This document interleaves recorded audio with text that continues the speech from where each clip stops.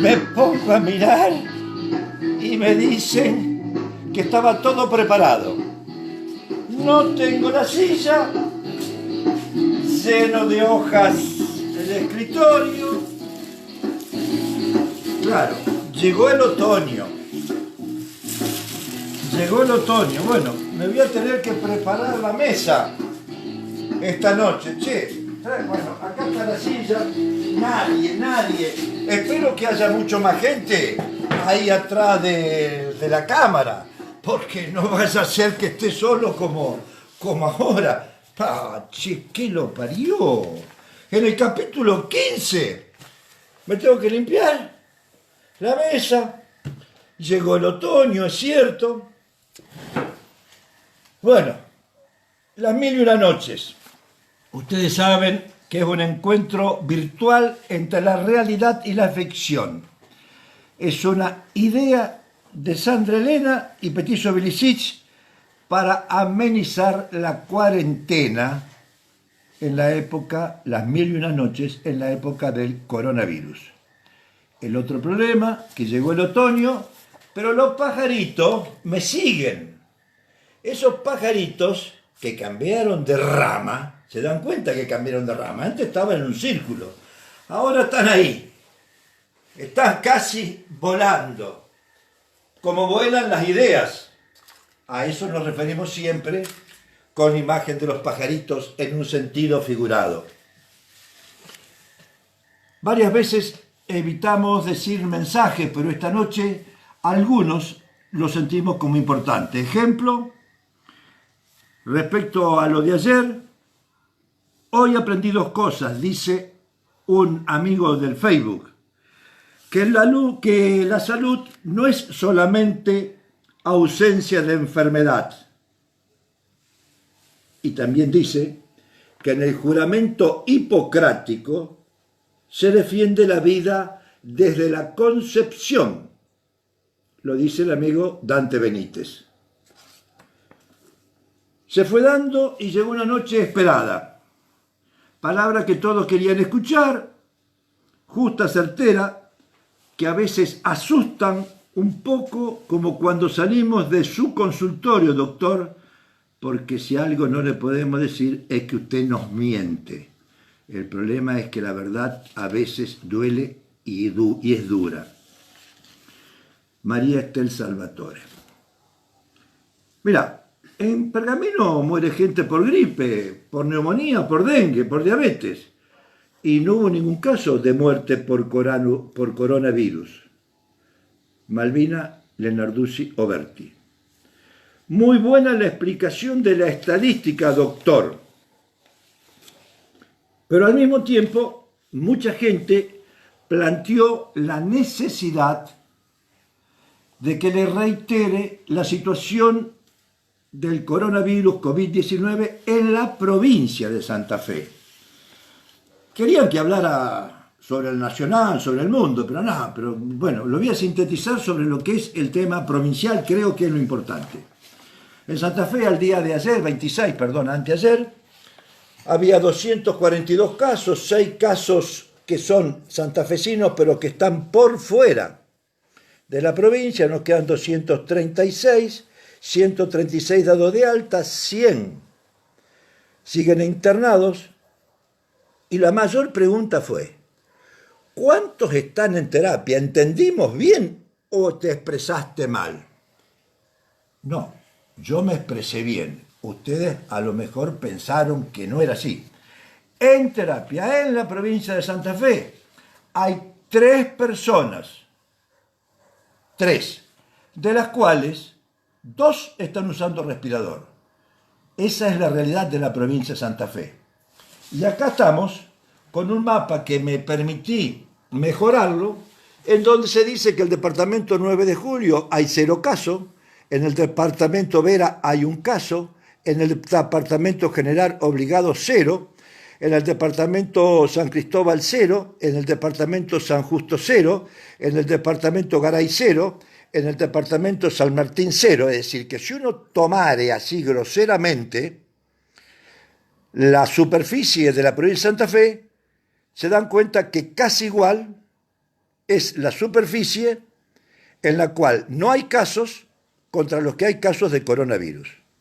Departamento Castellano 21, pero fundamentalmente se manejan siempre en las zonas de mayor densidad poblacional, y la mayor cantidad de casos se da en la ciudad de Rosario, se da en Santa Fe y en Castellanos.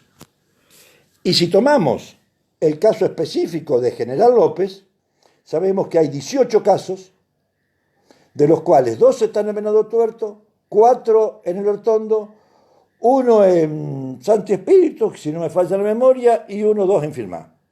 Todos los demás pueblos, realmente, tenemos caso cero. Y si uno tomara la geografía, hiciera lo que corresponde a cada distrito, también veríamos, casi como en la provincia de Santa Fe, que hay mayor superficie en la cual no tenemos casos, que al mismo tiempo que la que tiene casos. Hay otro tema que también llegó respecto a muchas preocupaciones, y no puedo dejar de mencionarlas. La gente está preocupada por el coronavirus, menos que lo que hacía hace una semana, según las encuestas y estadísticas, y se empieza a preocupar por otras cosas. Se empieza a preocupar por la liberación de los presos, y algunos manifiestan que se están largando muchos narcos.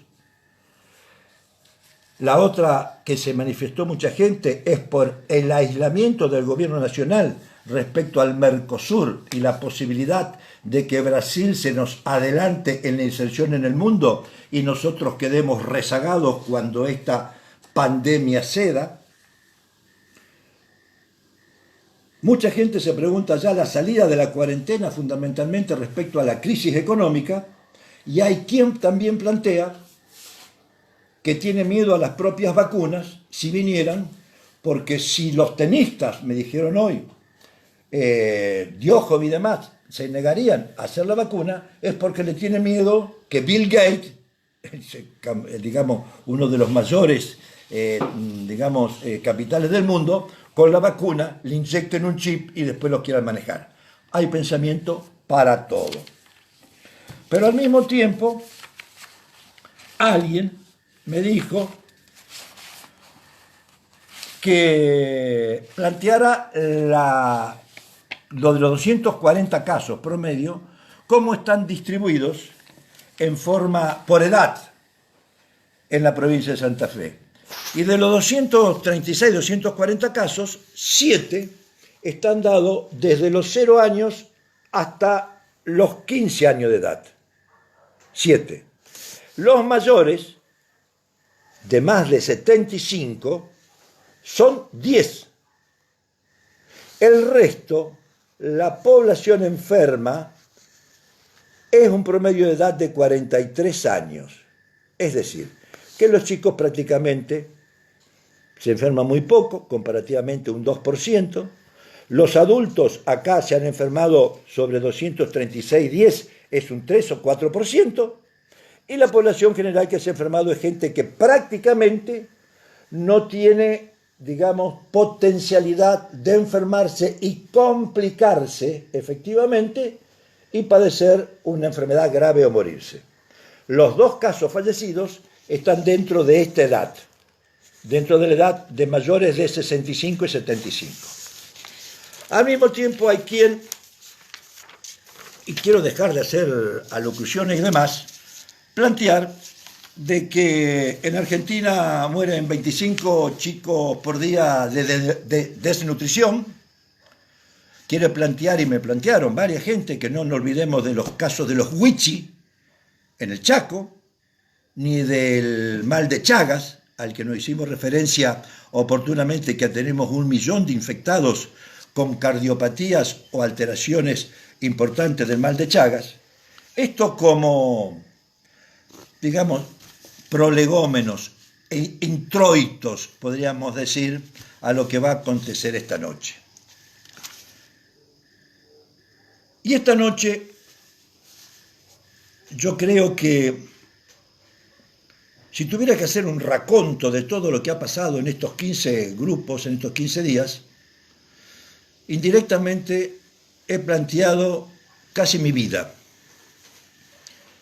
de cuando era chico, de la vocación de servicio, a lo mejor en el primer capítulo, mi infancia con el tema El Lingera Soy, mi vocación de médico y su esquema de tratamiento y diagnóstico, la infección, la enfermedad, el periodo de estado, el periodo de convalecencia. Y ahora, en este momento, me recordaba una época de mi vida cuando fui empresario de la noche. Empresario de la noche era de tener una confitería que se llamaba Noches, ahí en la esquina de San Martín y Ferraris, a donde funciona ahora abajo Confitería Gringos, que en aquel momento estaba el Ruso Estela, después tuvo Cacho Gallina abajo, y arriba estábamos nosotros, Noches, Confitería Noches, en la cual muchísimas personas iban a escuchar música, andar de novio, hacerse de pareja, y ahí hicimos de muchísimos amigos, se hacían partidos de fútbol con la gente de Juncal, con la gente de Hugues. Nunca permitimos jamás, y no había, el tema de la droga estaba cero, no existía, y éramos absolutamente enemigos de ese tema.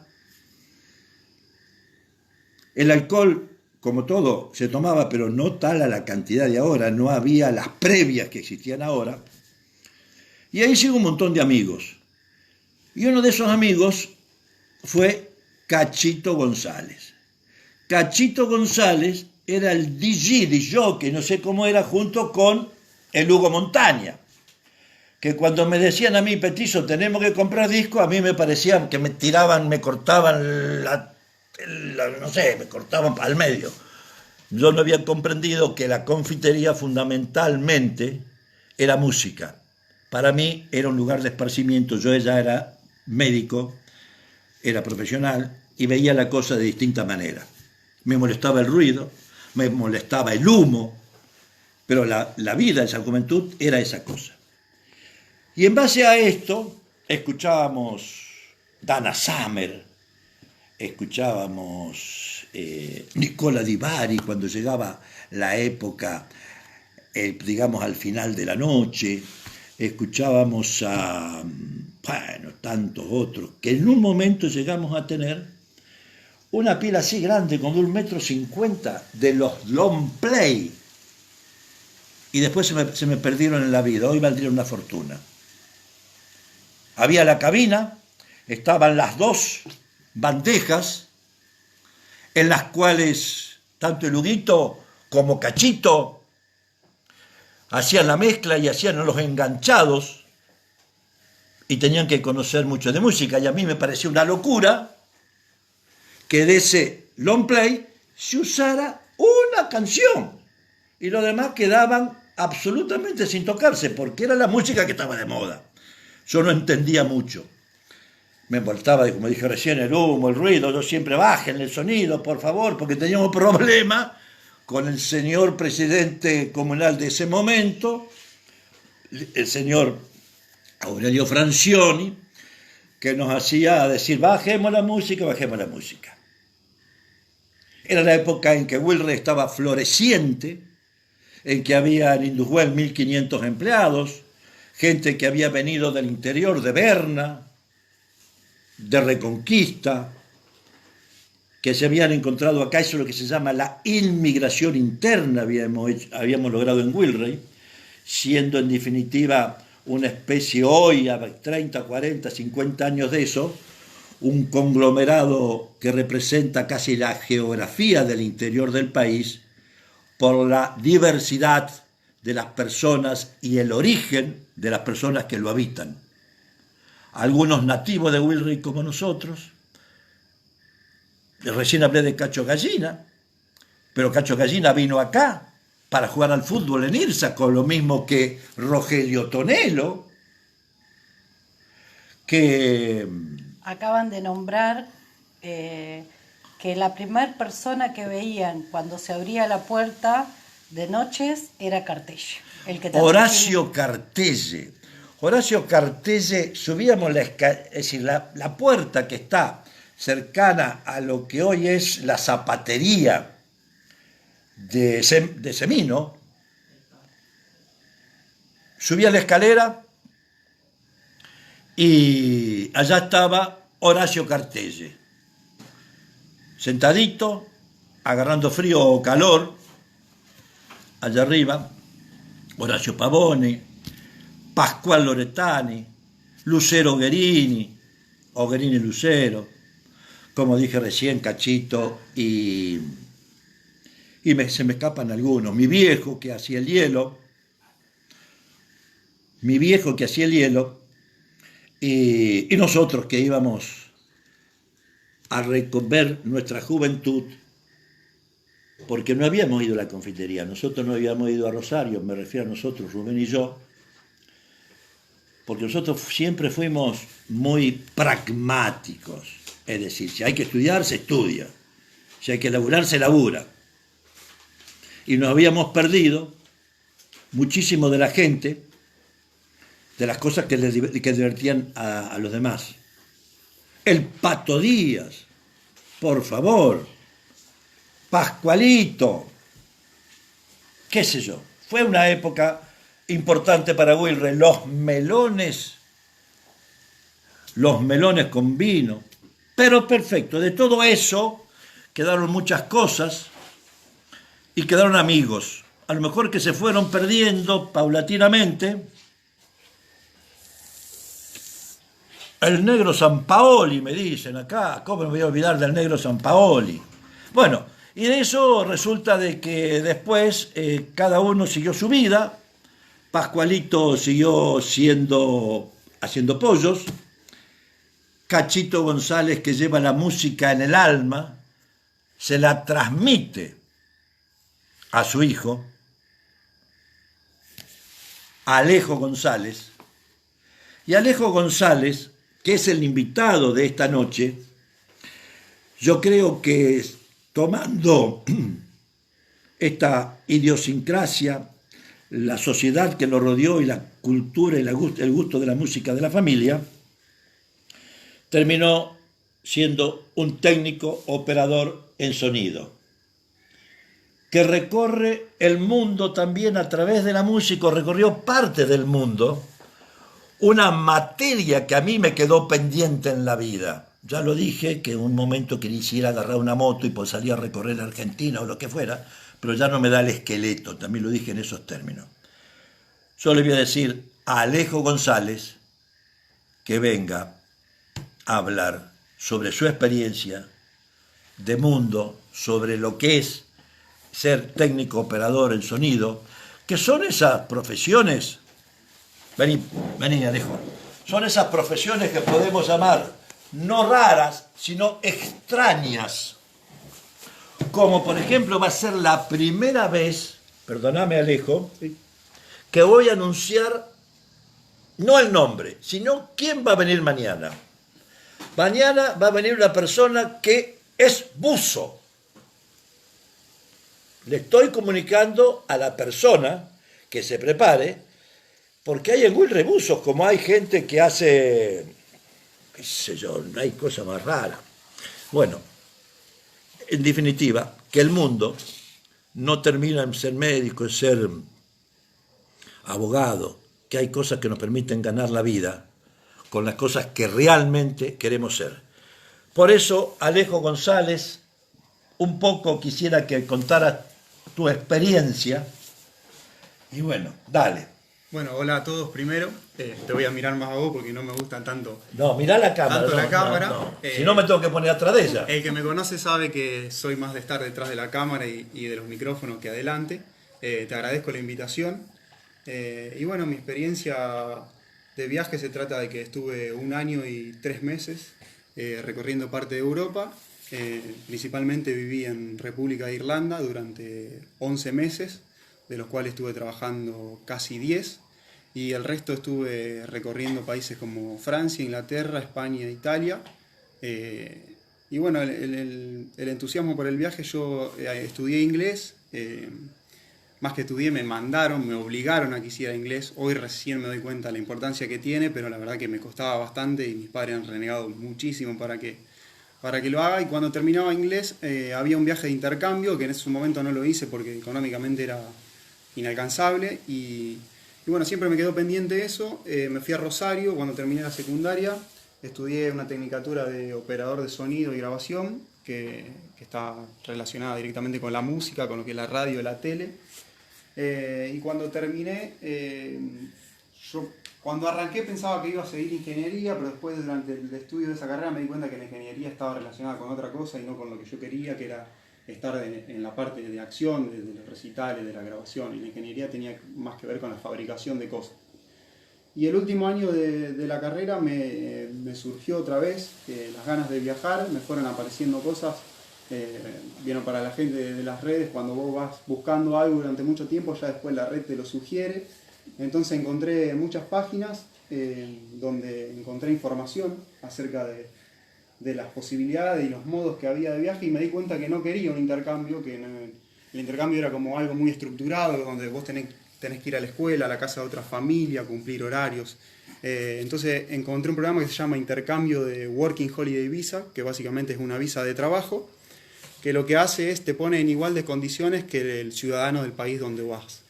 En ese momento las visas disponibles eran Nueva Zelanda, Australia, Dinamarca e Irlanda, y yo lo único que quería era viajar. Entonces, como la primera que habilitaba era Irlanda, elegí Irlanda.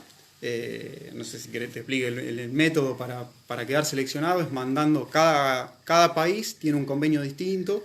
En este caso Irlanda mandaba 100 irlandeses a argentinos y los argentinos mandaban 100 argentinos a Irlanda. El método de selección era a través de una carta que uno mandaba por correo, sí o sí, no había otra forma, y tenía que ser en una fecha estipulada. Yo tuve un poco de mala suerte porque en ese momento que abrió la inscripción acá fue feria judicial, así que no pude hacer los papeles y quedé en el puesto 110 y solo había 100 cupos. Así que después se bajaron unos 10 o 11 y entré ahí en el 99-100. Eso fue en junio, y cuando recibí la carta de la embajada que había quedado seleccionado, compré los pasajes y el 27 de septiembre, si no recuerdo mal, me fui a Irlanda. Bueno, de ahí empezó la aventura. La verdad que yo no tenía mucha idea, solamente había recibido información por internet y escuchado experiencias, pero hasta que no te subís al avión no sabés cómo es. Y cuando me subí realmente me di cuenta de lo que estaba haciendo, creo que me di cuenta. A lo mejor si lo hubiese pensado tanto no lo hubiese hecho, porque bueno, es irte con un pasaje de ida. Yo había vendido los equipos de música con los que estuve trabajando antes, y con esa plata, más el festejo de cumpleaños que fue antes de irme, lo que me habían dado, me llevé esa plata a Irlanda, y con eso pude vivir los primeros meses. Y bueno, allá descubrí que había un montón que uno no está tan solo, uno por ahí se piensa que se va al otro lado del mundo y está lleno de argentinos. Hice un montón de amigos de argentinos, de Irlanda y de toda Europa. Y bueno, mi trabajo terminó siendo la cocina, pero al principio arranqué como ayudante de cocina, allá se lo conoce como lavacopas. Había opciones, por ejemplo, me acuerdo que hice una especie de casting para ir a cuidar la mascota de una persona, y esa persona digamos, yo le iba a cuidar el perro durante 3 meses, y esa persona a cambio no me daba plata, sino que me daba una casa y comida durante esos 3 meses. Entonces, bueno, ahí me empecé a dar cuenta que había otros modos, que no solamente era trabajando, se podía hacer. Uno por ahí cuando lo ve en las redes siempre piensa que el que viaja es porque tiene plata, o que el que viaja es porque nació tocado por la varita. Y si uno busca, hoy más que nunca, con la cantidad de herramientas y plataformas que hay, es súper fácil viajar y solamente tenés que animarte. Yo, el que no me conoce, soy bastante tímido y siempre soy bastante inseguro, pero bueno, una vez que te lanzás y estás ahí no te queda otra, si no te tenés que volver. Y no quería volver, me había quedado seleccionado entre 100 personas y era la única oportunidad que tenía de cumplir el sueño ese. Así que empecé a investigar. En Irlanda yo llegué y a los 2 meses encontré trabajo. Estuve 2 meses que ya había entrado, en la última parte había entrado a desesperarme un poco porque no encontraba. Había muchos afiches, Pero el problema principal que tenía era que tenía 21 años. Y cuando llegaba a las oficinas, a los bares, nadie entendía qué hacía yo con 21 años del otro lado del mundo queriendo trabajar de lo que sea y por qué me había ido. O sea, obviamente cuando vos tramitas la visa tenés que hacer un libre de antecedentes, presentás que tenés estudio y todo, pero llegar a un lugar a decir quiero trabajar de lo que sea, tengo 21 años, ¿qué experiencia tenés? No tengo experiencia en nada.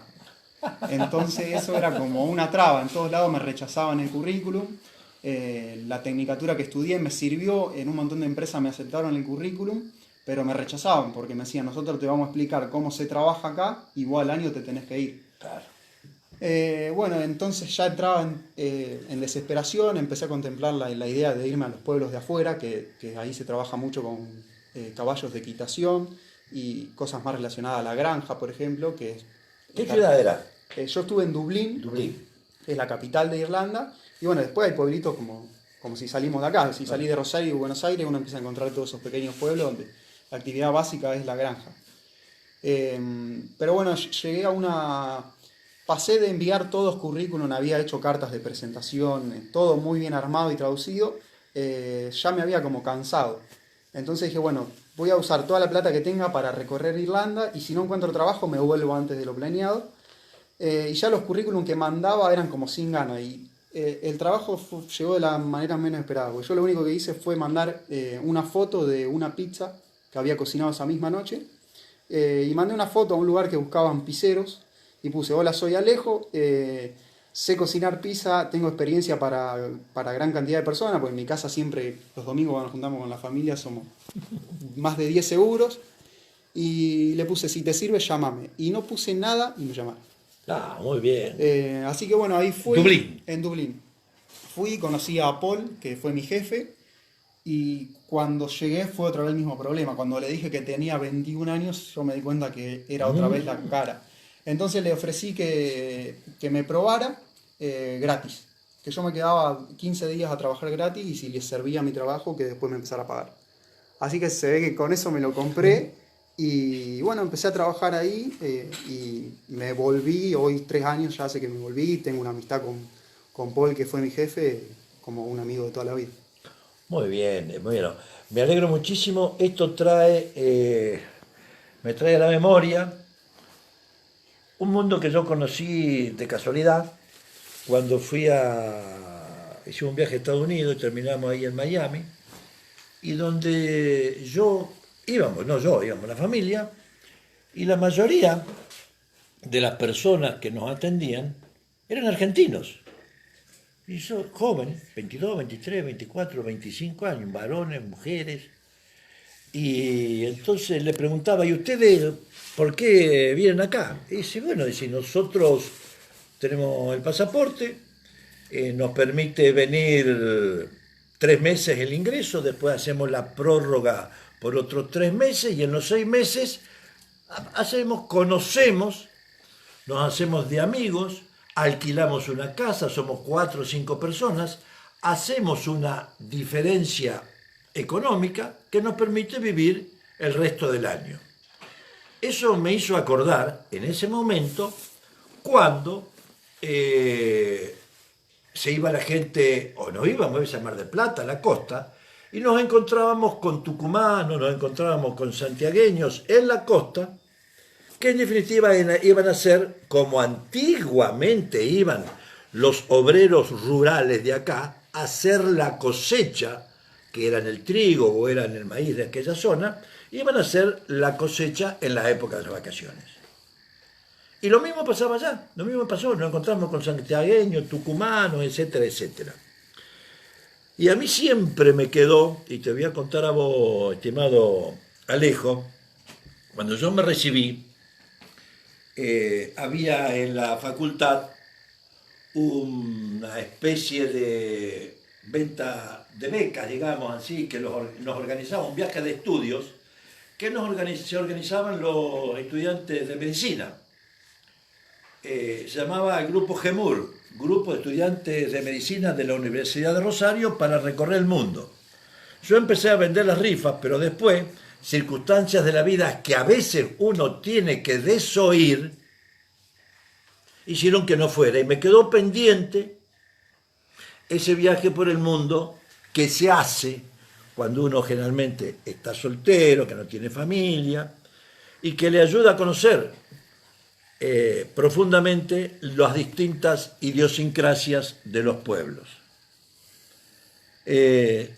Estimado amigo, yo creo que tenés mucho más para decir también, es decir, qué estás haciendo ahora, cómo esta profesión que vos elegiste, que en definitiva te llevó como un perro ladero a recorrer el mundo, porque guste o no guste era tu carta de presentación ante la solicitud de trabajo que vos ibas a realizar, aunque después, como dijiste recién, esto era desoído, pero te llevó. Y ahora, cuando volviste a Argentina, ¿cómo encontraste, cómo viste a Argentina? ¿Cómo te gustaría que estuviera Argentina y qué estás haciendo? Bueno, en este momento estoy trabajando con mi papá en Uves. Tenemos una cafetería en la estación de servicio. En este momento yo no estoy trabajando porque no tengo el permiso para circular. Y también estoy trabajando los fines de semana de DJ, ahora se dice DJ. Bueno, te quería comentar que los discos que hablaste hace no mucho tiempo, un amigo de mi papá compró una colección de discos y tienen el sello de Noches. Ah, ¿quién la Habría que ver si se puede conseguir, pero después te voy a poner en contacto, porque cuando lo dijiste me acordé de ese dato. Y bueno, yo, o sea, digamos, cuando terminé de estudiar, lo que me pasó fue justamente eso. Cuando me empecé a informar sobre el tema viajes, veía en todos los videos y en todos los foros a lo que entraba, que mucha gente ponía, yo ya tengo 35, yo ya tengo 40, yo ya tengo 50, y ya se daban por entregados, ya habían renunciado a ese sueño. Entonces yo lo que pensé, que no quería que me pase lo mismo. Y lo que veía, que por ahí uno no se da cuenta, y como dijiste vos, uno por ahí es muy pragmático y como que sigue los mandatos y uno dice, bueno, la primaria y después que viene la secundaria. Entonces vos estás en la primaria y salís de séptimo, te cruzás de la secundaria y decís, ¿cuándo me va a tocar la secundaria? Voy a la secundaria. Y de ahí entrás a segundo ya que eres la universidad y después de la universidad el trabajo. Y yo como que cuestioné por qué tiene que ser una cadena así, por qué no puedo cortar mi carrera acá o parar, irme de viaje y después volver. Entonces fue eso lo que me llevó a viajar y creo que el viaje te aporta eso, te aporta conocerte más como persona y también ver que hay otras realidades en el mundo. Y a mí personalmente lo que me pasó es que cuando volví a Argentina vi ¿cómo lo puedo explicar? Es muy difícil transmitir las sensaciones que uno le genera el viajar y el volver. La verdad que el primer tiempo los que me conocen saben que no quería salir. O sea, fue tan fuerte el golpe de diferencia que hay, sobre todo en el estilo de vida, ¿no? A mí me pasó allá que yo cuando leí información había leído mucho de Nueva Zelanda y de Australia, que justamente se daba esto de las cosechas, donde la gente iba y hacía trabajos temporales y con eso sobrevivía. Yo en Irlanda fui pensando que era lo mismo, pero había más trabajos de oficina, de restaurante, donde uno no puede trabajar 3 meses e irte. Entonces me sirvió justamente para hacer una diferencia económica que no pensaba ni tampoco la fui a buscar. Y bueno, eso me permitió conocer mucho más de lo que esperaba. La verdad que la experiencia fue muchísimo más linda de lo que yo había planeado. Y cuando volví a Argentina me pasó eso, me pasó ver la gente de las generaciones más grandes que se mata estudiando, algunos con más sacrificio que otros, pero todo dedicando parte de su vida para lograr un objetivo, y que acá en Argentina, por más que vos te esfuerces, como que a mi entender no hay un premio a esa gente, ¿no? Yo veo que a mí me pasó algo que me chocó, por ejemplo, en Irlanda yo cobré mi primer sueldo, que era mi prueba, cobré el dinero y cuando llegué a mi casa la vecina vendía el auto y yo con las 2 semanas que había trabajado lo podía comprar. A la flauta. Entonces, eso lo traducía a decir, hay gente en Argentina que puede trabajar toda su vida y nunca se compra un auto. O nunca puede tener la casa propia. Esos fueron los choques, digamos, que a medida que voy hablando con gente, hay gente que te dice, bueno, porque ellos tienen más historia, porque yo personalmente no creo que se trate de tiempo, sino creo que se trata de una educación totalmente diferente y que hay un orden muchísimo más grande que el que tenemos acá. Creo que nos falta mucho y, o sea, a mí humildemente me quedaron ganas de quedarme allá. Yo me volví porque la visa solo dura 1 año y no te podés volver. Y bueno, empecé a tramitar la ciudadanía italiana, que está súper trabada, y ahora con esto que pasó, supongo que va a ser más trabado todavía. pero me quedaron ganas de volver. A mí me encanta mi país y me encanta Argentina, pero encontré que allá se vive mejor. La verdad, me gusta, o sea, si vos me preguntás qué me gustaría a mí, que en Argentina algún día la gente pueda vivir mejor. Muy bien, muy buena reflexión. No es fácil encontrar a gente de 24 años que haya recorrido, vamos a decir, parte del mundo. Generalmente cuando uno hace referencia a quien ha recorrido el mundo, piensa, y los que somos medio politizados, piensa en el viaje del Che, vamos a ser reales. Mientras él hablaba, yo recordaba el Che en motocicleta, y después que termina siendo el líder en Cuba, con todos sus bemoles, con todos sus claroscuros en lo que es la lucha por la democracia, pero imponiendo dictaduras. Y bueno, y cambiando la idiosincrasia de médico que tenía a veces por una ideología que era totalmente coercitiva. 100% recomendada ver la película Diarios de motocicleta. Diarios de motocicleta, que también habla, pero habla de otra historia. No estoy defendiendo al Che, ni mucho menos. Estoy haciendo una especie de raconto de lo que son las historias de vida, en este caso de un, no voy a decir prócer, sino de una figura legendaria argentino como el Che, o como sería Maradona. O sea, son hombres que en definitiva uno nombra Argentina y le dicen Maradona, le dicen o Messi, o en aquella época que yo era joven, el Che. Bueno, es así. Y a ver. Bueno, eso también me impactó del argentino, que uno, al menos es como lo veo yo, o sea, no quiero chocar en opiniones, pero yo lo que veo es que acá siempre hablamos mucho de nosotros, nos creemos que somos siempre lo más vivos, siempre estamos adelante de todo. A mí me pasó que encontrarme con prácticamente el 90% de gente que crucé allá no sabía qué era Argentina, ni dónde quedaba, y nadie conoce Maradona, nadie le interesa. Había muchos chicos con la camiseta de Messi, pero ni siquiera saben que Messi es argentino, o el que sabe no investigó, o sea, no nos conocen. Y a mí me pasa eso, me parece que necesitamos como un baño de humildad para empezar a crecer y aceptar que no somos potencia en nada, y que tenemos un camino gigante si algún día queremos parecernos a algo de lo que tienen los otros países. Digamos. Muy bien, Alejo. Profundas reflexiones. Yo no sé si comienzo otro tema. Han pasado prácticamente 50 minutos y creo que ha sido interesantísima la noche como reflexión. Yo tenía otros temas preparados que los voy a enumerar. Primero el tema de lo que es salud, y después, pero lo vamos a dejar para mañana o para otra circunstancia, y voy a hacer los enunciados únicamente. Había preparado sobre sistema inmunitario, o sea, las defensas.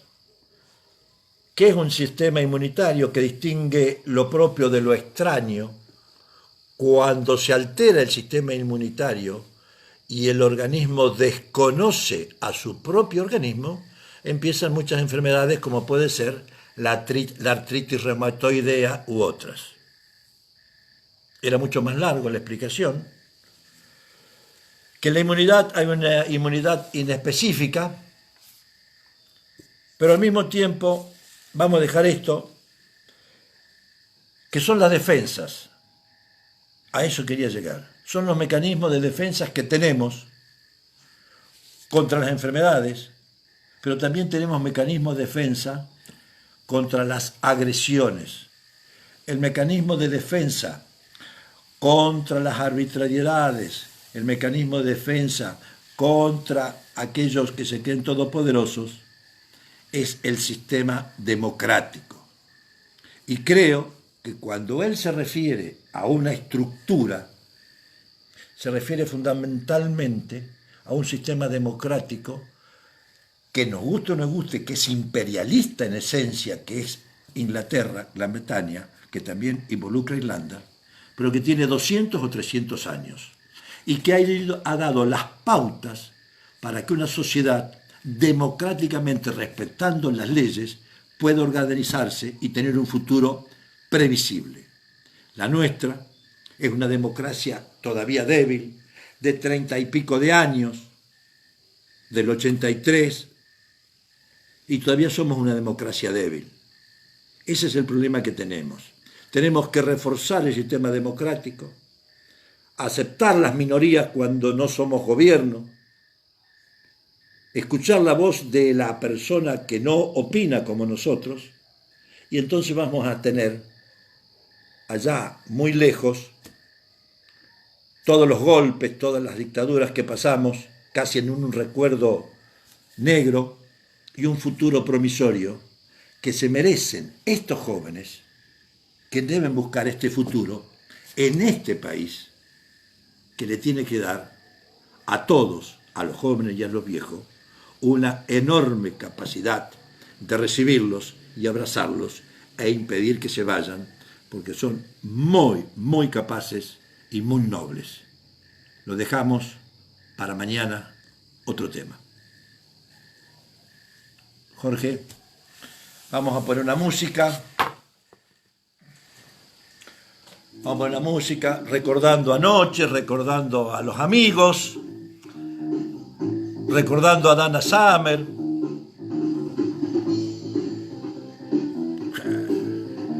Tanta música que había.